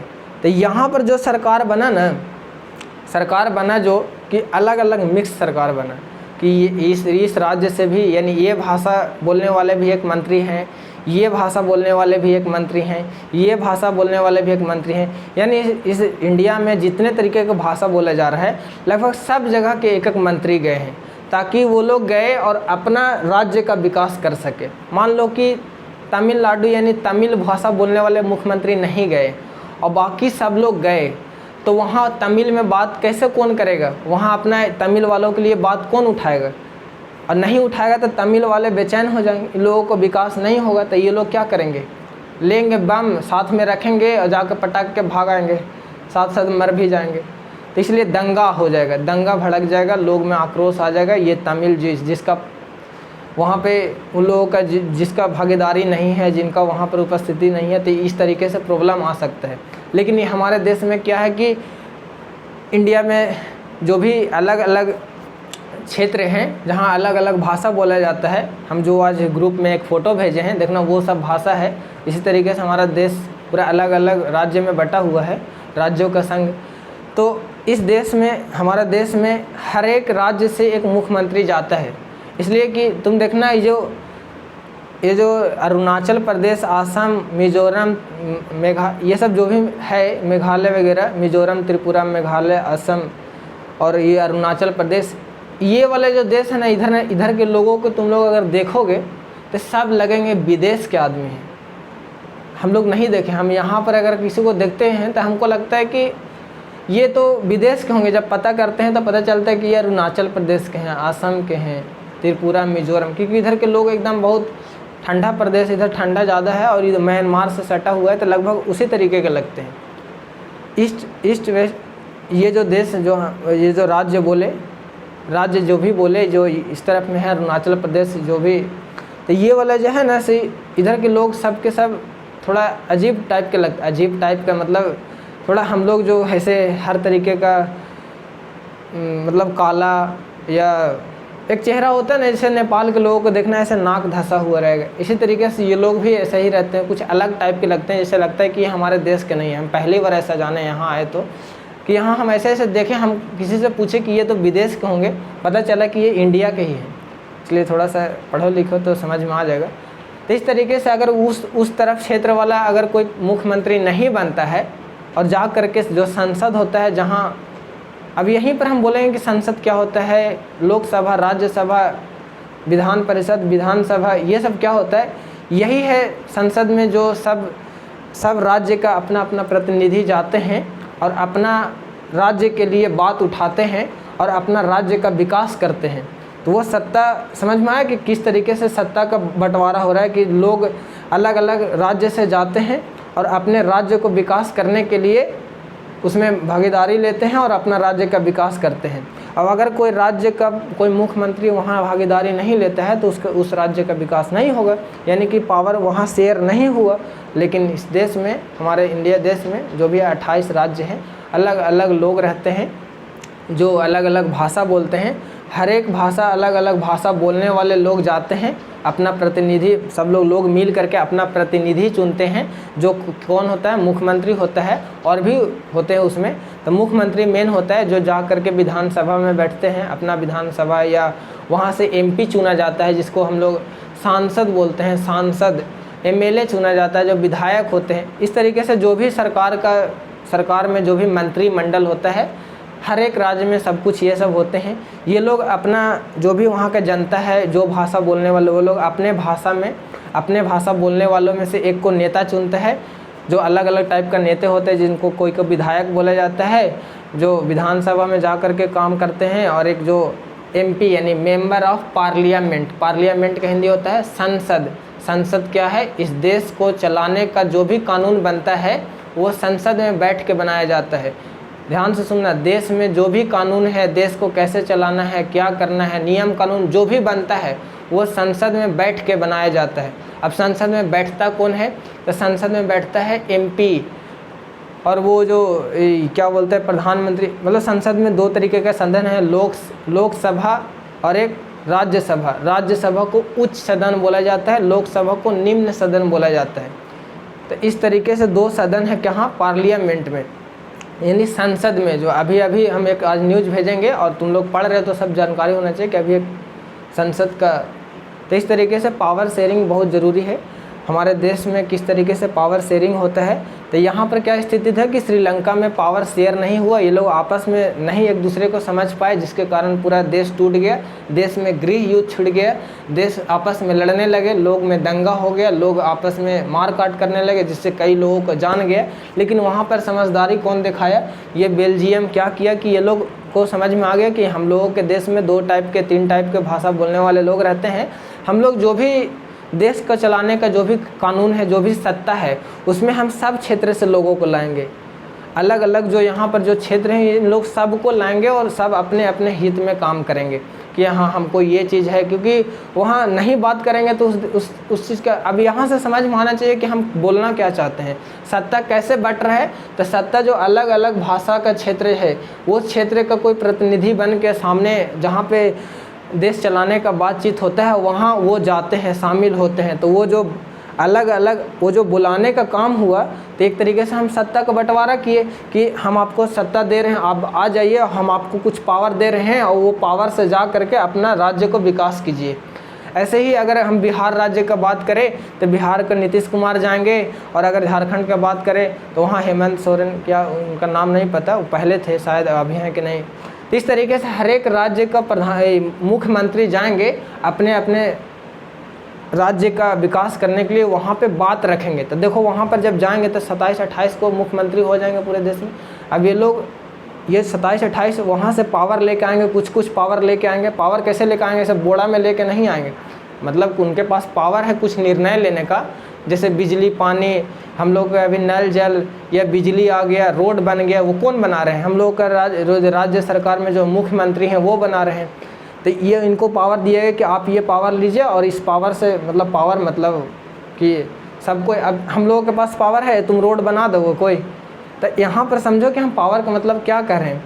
तो पावर का मतलब कि देश को चलाने के लिए, देश में नियम कानून लागू करवाने के लिए, देश में कोई नया कानून बनाने के लिए, मतलब कोई नियम कानून बनाने के लिए, या कुछ नया कोई बात पास करने के लिए, नया कोई किसी तरीके का कोई मतलब क्या उसको बोल सकते हैं, मतलब समझ में आना चाहिए कि क्या हम बोलना चाहते हैं। कि कोई भी ऐसा पावर का मतलब यही हुआ कि वो जो पार्लियामेंट में जो इतने सारे लोग, इतने सारे मंत्री लोग गए, वो लोग वहाँ से आएंगे, वो अपने अपने क्षेत्र को विकास करने के लिए उनको पावर दिया जाए कि लीजिए आप अपने क्षेत्र में कीजिए, अपने क्षेत्र में कीजिए। तो इस तरीके से पावर का डिस्ट्रीब्यूशन होता है, बंटवारा होता है, पावर को साझेदारी किया जाता है एक दूसरे के साथ। कि हम लोग कोई एक आदमी पूरे देश को नहीं चला रहा है, कि हम भी केरल में या तमिलनाडु में, मध्य प्रदेश में, राजस्थान में, जितने भी राज्य हैं सब में एक ही मुख्यमंत्री, एक ही प्रधानमंत्री, यही सब जाके कर रहे हैं। सब राज्य से अलग अलग प्रधानमंत्री मुख्यमंत्री आते हैं, जो क्या करते हैं कि अपने अपने राज्य को ठीक करने के लिए अपने तरीके से काम करते हैं। वहाँ से पावर लेते हैं कि हमको पावर दे, क्योंकि यहाँ से जब लोग चुन के भेजे हैं तो उसके पास पावर आएगा, और वो अपने तरीके से सोचे कि हमारे राज्य में रोड नहीं है तो वो रोड बनाने के लिए पैसा के लिए बिल पास करेंगे, बिल पास होगा तो रोड बनेगा। अगर किसी राज्य में बिजली नहीं है तो वो बात करेगा केंद्र सरकार, या किसी जो भी प्रोसेस है उन लोगों का, वहाँ बात करेगा, वो अपने देश में, अपने राज्य में बिजली लाएगा। अगर कोई राज्य में पानी नहीं है तो वो किसी तरीके से बात करके वहाँ से, तो देखा यहाँ पर जो अलग अलग राज्य गया और एक जगह कहीं पर जो बनाया गया है सत्ता है, वो सत्ता किस तरीके से लगभग सब राज्य के मुख्यमंत्री में बट गया। तो ये सत्ता की साझेदारी है। अब अगर मान लो कि इसमें से मध्य प्रदेश, यूपी, यहाँ से कोई लोग जा ही न रहे, इस राज्य को कोई विकास करने वाला कोई प्रतिनिधि ही नहीं है वहाँ, तो ये दोनों यूपी बिहार के लोग लेंगे डंडा और मारेंगे दूसरे को, तो इस तरीके से दंगा हो जाएगा। तो सत्ता की साझेदारी समझ में आना चाहिए कि वो हो, सत्ता का मतलब यही होता है ना कि जो देश चलाने का जो भी पावर है वो अलग अलग लोगों में बांट दिया जाता है, अलग अलग क्षेत्रों के हिसाब से बांट दिया जाता है। बांटना का मतलब किसी को और पावर शेयर कर दिया जाता है। जो भी पावर है, कुछ पावर इस राज्य के मुख्यमंत्री को, उस राज्य को मुख्यमंत्री को, उस राज्य को मुख्यमंत्री को, इस तरीके से सबको पावर बांट दिया जाता है। तो श्रीलंका में ये काम नहीं हुआ, जिससे ये लोग उग्र संगठन बनाए जिसका नाम है लिबरेशन टाइगर्स तमिल इलम। लेकिन ये बेल्जियम वाले समझदारी दिखाए, ये लोग भी ऐसा ही फील किए जिस तरीके से इंडिया में फील करके संविधान में लिखा है कि इस इंडिया देश एक अद्भुत देश है, एक खूबसूरत देश है, जहाँ अनेकों तरीके का धर्म मतलब 8 हिंदू धर्म, मुस्लिम धर्म, सिख, ईसाई, जैन, बौद्ध और भी इस तरीके से धर्म, अलग अलग धर्म के लोग रहते हैं, अलग अलग इतना सारा भाषा बोलते हैं, लगभग 500-600 तरीके का भाषा बोलते हैं। लेकिन अगर ऑफिशियली रूप से अगर बोले तो 22 भाषा है जो संवैधानिक भाषा कहा जाता है, जिसमें हम वो जो फ़ोटो भेजें वो भाषा, यानी कि इतना तरीके का भाषा बोला जाता है, इतने अलग अलग धर्म का लोग रहते हैं, यानी डाइवर्सिटी बहुत अजीब है। तो इसको विकास करने के लिए हर क्षेत्र का हर क्षेत्र से कोई ना कोई प्रतिनिधि आएगा और सबको पावर दिया जाएगा कि लीजिए आप अपना क्षेत्र में विकास कीजिए। तो यहाँ पर जो क्षेत्र में विकास करने का जो पावर बांटा गया, इसी को तो बोलते हैं पावर शेयरिंग, जो यहाँ नहीं हुआ और सबको मान के सबको समान तरीके से ले करके चला गया कि देखिए जितना पैसा इस राज्य को, मतलब जो भी आपको ज़रूरत है सबको मिलेगा। वैसा नहीं कि शिक्षा देने के लिए खाली बिहार को नहीं दे रहे हैं। शिक्षा के बारे में अगर कहें तो कहेंगे कि नहीं, शिक्षा के लिए आपको पैसा कभी नहीं मिलेगा, खाली सबको मिलेगा, बिहार को कभी नहीं शिक्षा के लिए पैसा दिया जाएगा। तो यहाँ पर पावर शेयरिंग पूरा अच्छा से नहीं हुआ। इस तरीके से सब क्षेत्र में, हर एक शिक्षा के क्षेत्र में, सरकारी नौकरी के क्षेत्र में, कोई भी क्षेत्र हो, हर क्षेत्र में जो भी आवाज़ उठाने जाए कि हमको हमारे राज्य में शिक्षा की कमी है, इसके लिए हमें फंड चाहिए, जो भी चाहिए हमको पावर चाहिए कि ये करने दीजिए, ये करने, तो वो पावर मिल जाएगा। यानी हर क्षेत्र में पावर दे दिया जाएगा और किसी के साथ भेदभाव नहीं किया जाएगा।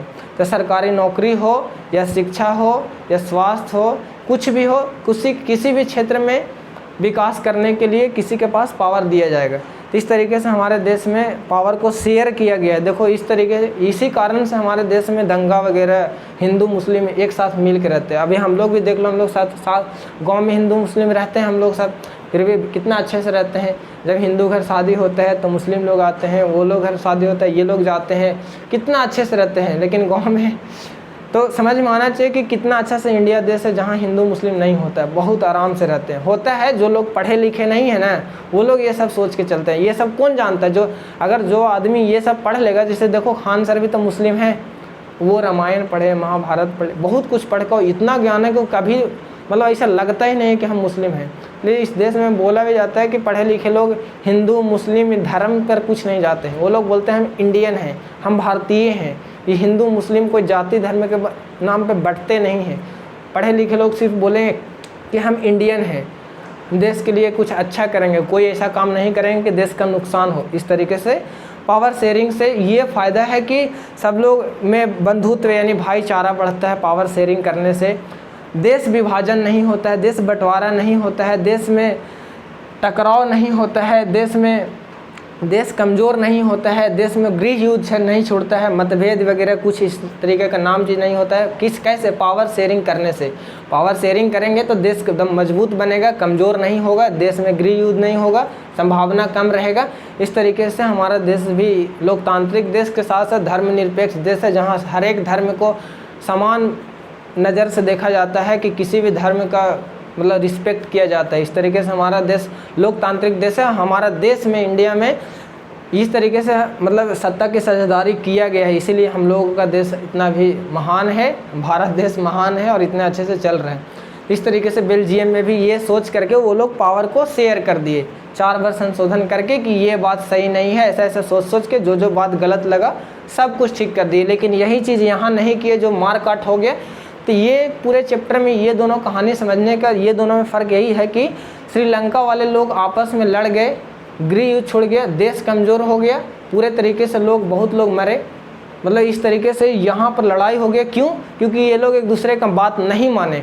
और बेल्जियम में क्या हुआ कि बेल्जियम में एक दूसरे के लोग समझ गए कि नहीं, सबको बराबर हक देंगे, इसलिए ये देश मजबूत बना रह गया, ये देश मजबूत हो गया।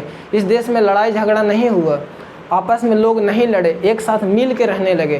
तो पावर शेयरिंग करने से बंधुत्व बढ़ता है, भाईचारा बढ़ता है। लेकिन यहाँ लड़ाई हुआ। इसी तरीके से भारत देश को भी समझ सकते हो। हमारा देश इतना अनोखा देश, इतना अद्भुत देश, इतना खूबसूरत देश कैसे है? क्योंकि यहाँ डाइवर्सिटी यानी विविधता, अलग अलग जाति धर्म, अलग अलग भाषा बोलने वाले लोग रहते हैं। यहाँ पर भी इसी तरीके से काम किया जाता है कि सबको हर क्षेत्र से लोग आते हैं, प्रतिनिधि चुन मतलब अपने क्षेत्र का एक प्रतिनिधि चुनते हैं और फिर उससे अपने लिए विकास के लिए प्रतिनिधि चुन करके भेजते हैं और उनको पावर मिलता है कि अपने राज्य में कुछ काम कीजिए। इस तरीके से हमारे देश में क्या होता है कि पावर का शेयरिंग किया गया, जिसके कारण आज हमारा देश इतना मजबूत है, इतना अनोखा, इतना अच्छा देश है। तो समझ में आ गया। ये पूरा कहानी था कि एक हम श्रीलंका का कहानी जाने, एक फ्रांस की ये बेल्जियम की कहानी जाने। इसका कहानी में 2 तरीके का, बेल्जियम 2 भाग में 2 क्षेत्र में बटा था, 3 तरीके का भाषा बोलने वाले थे। लेकिन यही चीज़ और माइनॉरिटी में जने अल्पसंख्यक बहुसंख्यक के बारे में बात करें तो अल्पसंख्यक मतलब कम लोग क्यों थे, फ्रेंच भाषा बोलने वाले, और बहुसंख्यक डच भाषा बोलने वाले। लेकिन यहाँ उल्टा हो गया था कि डच भाषा बोलने वाले जो थे वो पावर में आ गए थे, उनके पास संपत्ति था, वो ज़्यादा ताकतवर थे, उनके पास ज़्यादा सब कुछ था, इसलिए वो लोग इन लोगों को कुछ ऐसा संसाधन वगैरह ज़्यादा यूज में लाते थे, जिसके कारण थोड़ा मतभेद होने लगा, तो ये लोग कंट्रोल कर लिया आपस में। लेकिन श्रीलंका में ऐसा नहीं हुआ। ये जो लिबरेशन टाइगर्स तमिल इलम है, इसको शॉर्ट में लिट्टे बोला जाता है। तो ये एक पार्टी उग्र संगठन बना करके आपस में ये लोग लड़ गए। इस तरीके से 2 देश में कंपेयर करके देखे कि यहाँ पर ये लोग समझदारी दिखाए, पावर को शेयर कर दिए तो यहाँ लड़ाई नहीं हुआ, और यहाँ पर नहीं ऐसा किए तो यहाँ लड़ाई हो गए। इस तरीके से हम लोग समझ सकते हैं कि देश में पावर शेयरिंग करना बहुत ज़रूरी है, जिससे हमारा देश का एकता, अखंडता ये सब मजबूत होता है, देश मजबूत होता है, देश नहीं टूटता है, आपस में दंगा लोग में नहीं होता है। इसलिए पावर शेयरिंग करना बहुत ज़रूरी है। लगभग ये पूरा चैप्टर ख़त्म हो गया, खाली 2 कहानी सुनना था। इसमें 2 फैक्ट है ये रखना है, और क्वेश्चन पूछेगा कि सत्ता की साझेदारी क्यों ज़रूरत है। तो लिखोगे कि सत्ता की साझेदारी से देश का एकता, देश में मतलब देश मजबूत बनता है, देश देश में टकराव होने का स्थिति कम होता है, देश में लोग मतलब दंगा नहीं होता है, देश टूटता नहीं है, देश कमज़ोर नहीं होता, देश बल्कि मजबूत होता है। और एक बात लिखेंगे कि सत्ता की साझेदारी जो है इसलिए कहा जाता है कि देश का लोकतांत्रिक व्यवस्था मजबूत होता है। किससे? सत्ता की साझेदारी से। ये बहुत बड़ा पॉइंट है, स्टार लगा के लिखना कि देश की लोकतांत्रिक व्यवस्था मजबूत होता है किससे? ये सत्ता की साझेदारी से। तो एक लाइन में लिख सकते हो कि सत्ता की साझेदारी से देश का लोकतंत्र मजबूत होता है, यानी देश में लोग आपस में अच्छे से मिल के रहते हैं। देश मजबूत, समाज, समुदाय मतलब अलग अलग समुदाय, हिंदू समुदाय, मुस्लिम समुदाय, इस तरीके से अलग अलग समुदाय हैं। तो ये सत्ता की साझेदारी से जो समुदाय हैं, समुदाय में टकराव कम आता है, टकराव होने का स्थिति बहुत मतलब इस टकराव होने का संभावना बहुत कम होता है। ये सब इसका फीचर्स है कि सत्ता की साझेदारी करने से क्या क्या प्रॉफिट हो। तुम भी अपने से दिमाग लगाओ कि सत्ता की साझेदारी ना होगा तो आपस में लोग लड़ेंगे ही लड़ेंगे, एक दूसरे को, किसी को लगेगा कि हमको ये चीज़ नहीं मिल रहा, लेकिन देश में सबको सत्ता की साझेदारी, इसलिए इंडिया देश आज अच्छे से टिका हुआ कि तुम जा सकते हो असम, ये मतलब कोई भी राज्य घूमने जा सकते हो। लेकिन और जगह होता है क्या, वो वाला आदमी उधर गया तब मार काट दिया, ऐसा नहीं चलता। ये क्या कारण है? सत्ता की साझेदारी, कि सबको हिस्सा बराबर दिया जाता है, किसी को कोई मतलब एतराज़ नहीं है, आराम से सब लोग रह रहे हैं, तो किसी को कोई नुकसान नहीं है, तो कोई दूसरे को नुकसान नहीं कर रहे। इसलिए सत्ता की साझेदारी देखो कितना इंपॉर्टेंट है कि यहाँ नहीं किया गया तो लड़ाई हो गया, और यहाँ किया गया तो बहुत अच्छा हुआ। एक यहाँ पर इम्पोर्टेंट लिखना कि सत्ता की साझेदारी लोकतंत्र का आत्मा कहा जाता है। सत्ता की साझेदारी को लोकतंत्र का आत्मा कहा जाता है। और अब हम जब उस फ्रांस की क्रांति जब पढ़ा रहे थे तो लोकतंत्र क्या होता है, गणतंत्र क्या होता है, और तानाशाह क्या होता है, और एक राजतंत्र क्या होता है, सबके बारे में बताए थे, याद होना चाहिए। और आज हम बता रहे हैं थोड़ा सा एक्स्ट्रा बात कि संसद क्या होता है। संसद अभी बोले कि देश को चलाने के लिए जो कानून बनता है वो संसद में बनता है, जिसका हम लोग बोलते हैं, उसी का नाम बोलते हैं विधायिका, सरकार का अंग। अब पेन कॉपी लेके बैठे हो तो पहला लिखो कि सरकार का अंग, लिख रहे हो सरकार का अंग, 3 गो अंग होता है। पहला विधायिका, दूसरा कार्यपालिका, और तीसरा न्यायपालिका। वीडियो पॉज कर करके लिख लेना, क्या विधायिका, कार्यपालिका, न्यायपालिका, 3 गो हो गया। क्या है ये? सरकार का अंग है। अब सरकार का प्रकार में भी हम बोलेंगे तो सरकार का प्रकार 2 टाइप से बढ़ता है। ऐसे वो जो लोकतांत्रिक सरकार है, लोकतांत्रिक सरकार में सरकार 3 तरीके का होता है, 3 स्टेज में होता है। अलग से खाली पॉइंट बना के लिखना है, क्या कि केंद्र सरकार, पॉइंट बना के लिखना है, एक नंबर में केंद्र सरकार, राज्य सरकार और एक स्थानीय सरकार। वो अगले चैप्टर में हम लोग पढ़ेंगे। अच्छा, और क्या होता है, ये सब पॉइंट लिखा रहे हैं। सरकार का अंग 3 को बताए, विधायिका, विधायिका के बगल में लिख देना संसद, सांसद नहीं, संसद। विधायिका संसद बोलो या विधायिका बोलो, दोनों सेम है।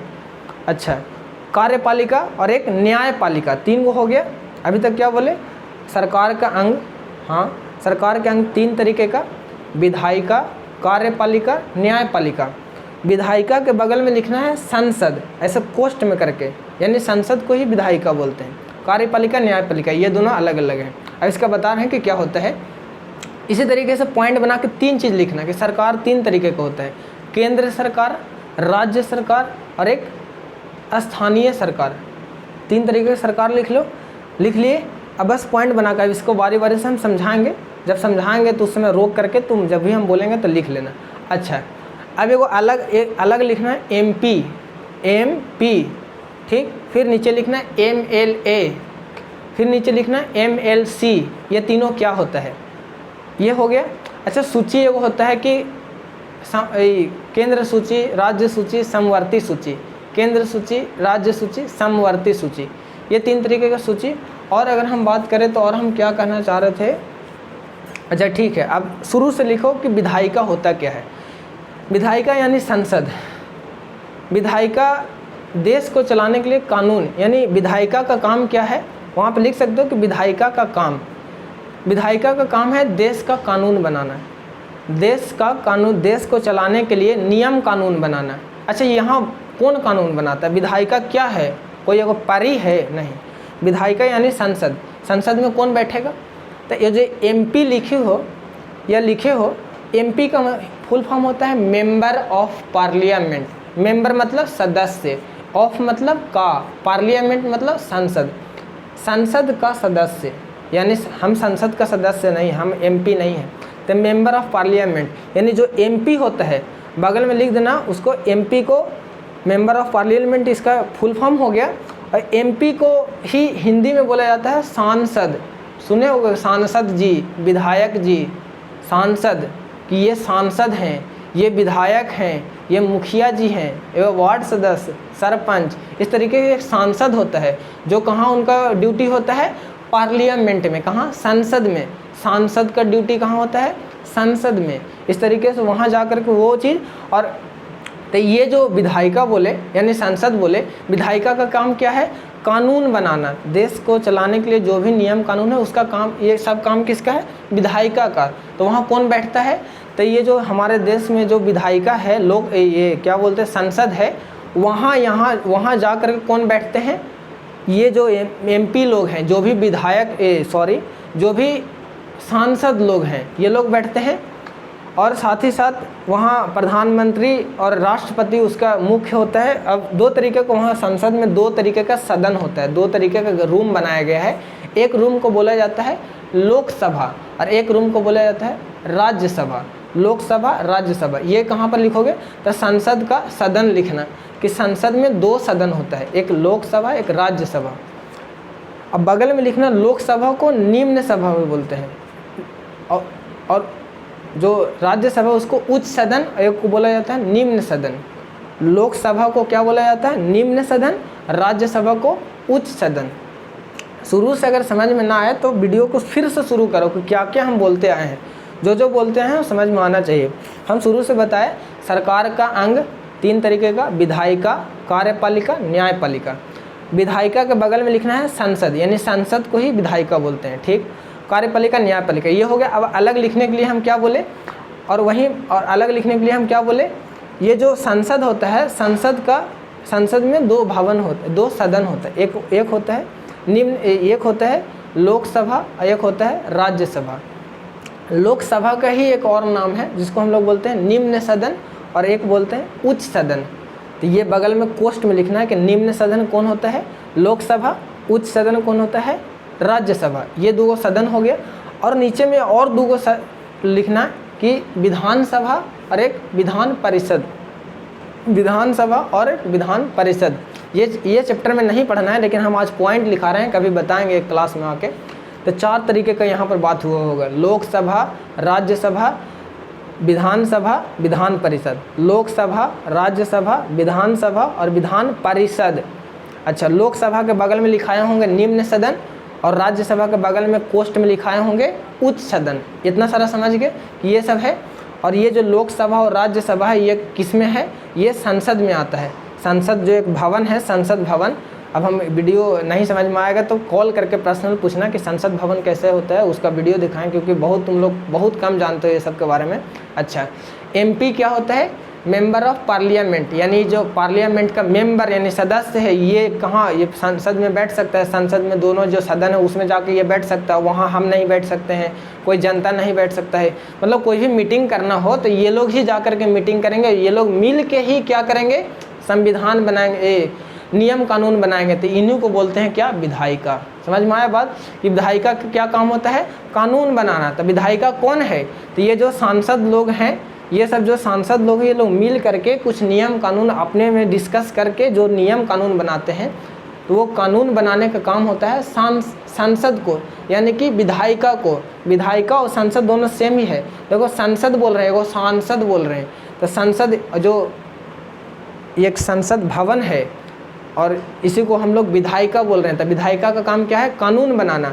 अच्छा, नीचे है कार्यपालिका। कार्यपालिका का क्या काम है कि ये जो कानून बना, नियम कानून बना, तो कार्यपालिका का काम है कि ये कानून को सबसे करवाना। इसका नाम है कार्य मतलब काम। कार्यपालिका, कार्य को पालन करवाना। जो भी आया है नियम कानून बन के उसका पालन करवाना किसका काम है, कार्यपालिका। तो एग्जाम्पल से बताइए कि कार्यपालिका होता क्या है। तो कार्यपालिका यानी कि देश में जैसे हर चीज़ रेगुलेट हो रहा है, पुलिस कर्मी ये सब जो भी है ना, ये कार्यपालिका में आते हैं। जैसे कोरोना के समय, लॉकडाउन के समय संसद में एक नियम कानून बना कि रात को या दिन में लोग मास्क निकाल के, मतलब लोग नहीं निकलेंगे, मास्क लगाएंगे, और अगर कोई ऐसा करता है तो उसको पकड़ा जाएगा। तो ये सब कौन कर रहा था? पुलिस लोग, मतलब थाना उना वाले लोग, ये लोग सब काम करा रहे हैं। नियम, वो जो नियम कानून उसको पालन करवा रहे हैं कि नहीं कीजिएगा तो हम जेल लेके चले जाएंगे। तो ये सब जो नियम कानून को पालन करवाने वाले हैं, इनको बोलते हैं कार्यपालिका। अच्छा, तो 2 हो गए। विधायिका का काम क्या है? कानून बनाना। अब कानून कौन कैसे, विधायिका कैसे? तो वहाँ मेंबर ऑफ पार्लियामेंट, पार्लियामेंट यानी संसद में, पार्लियामेंट यानी संसद, हिंदी नाम है, इंग्लिश में पार्लियामेंट, हिंदी में संसद। संसद में कौन बैठता है? मेंबर ऑफ पार्लियामेंट यानी कि MP, हिंदी में बोले तो सांसद जी। और ये जा कर के कानून बनाते हैं आपस में, बहुत सारे, लगभग 550 या 543 अभी सीट है जहाँ 543 सांसद बैठ सकते हैं। ये लोग मिल करके कानून बनाते हैं। वो कानून जब आता है बाहर कि अब लोगों पर फॉलो करवाइए, इसको लोग से मतलब मनवाइए कि ये कानून पालन करना है, तो वो किसका काम है? कार्यपालिका का। कार्यपालिका मतलब जो पुलिसकर्मी लोग हैं।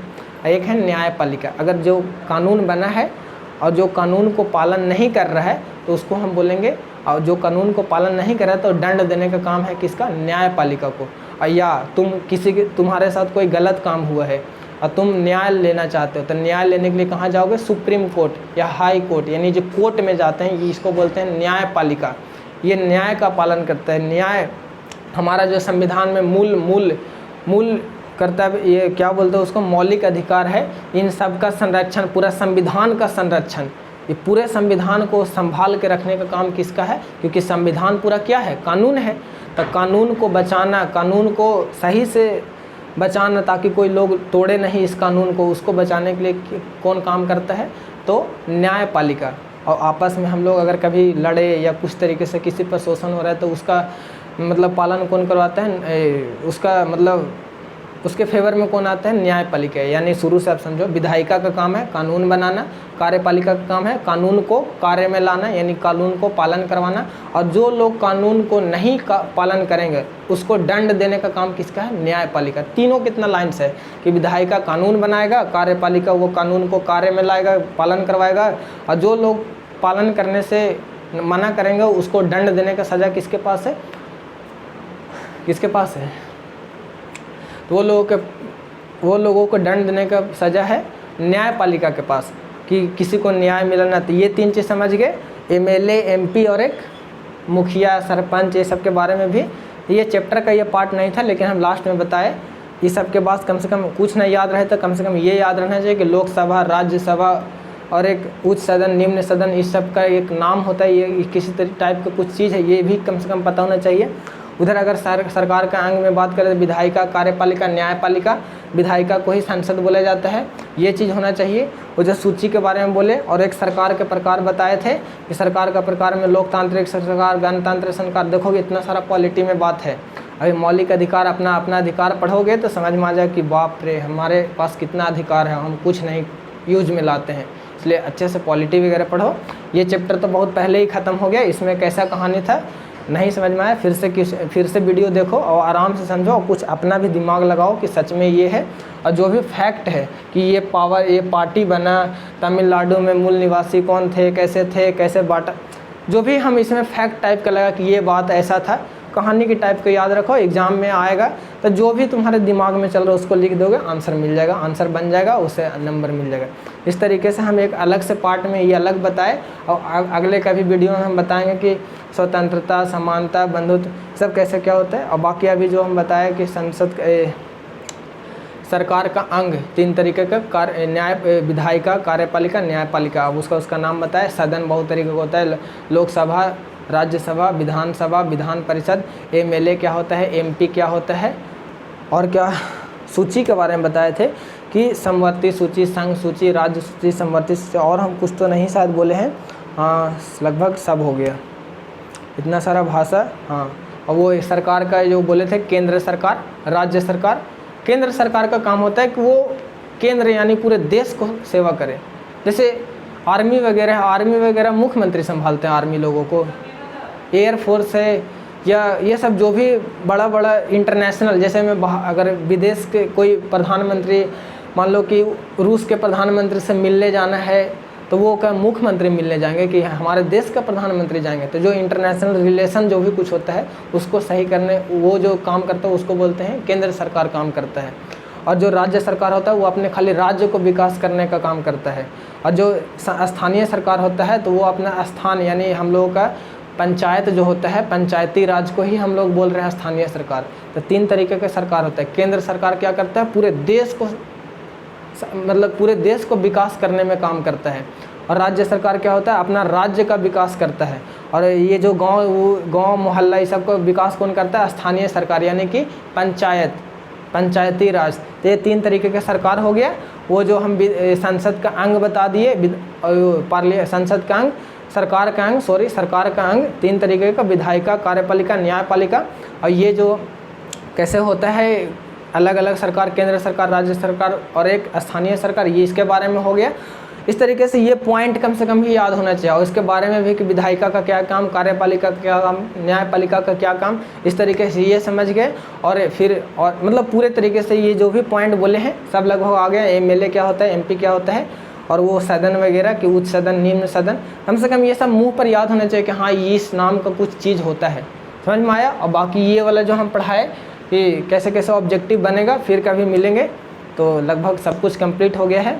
तो आप लोगों को हम एक बार धन्यवाद बोल लेते हैं। तो धन्यवाद, ख़त्म करते हैं।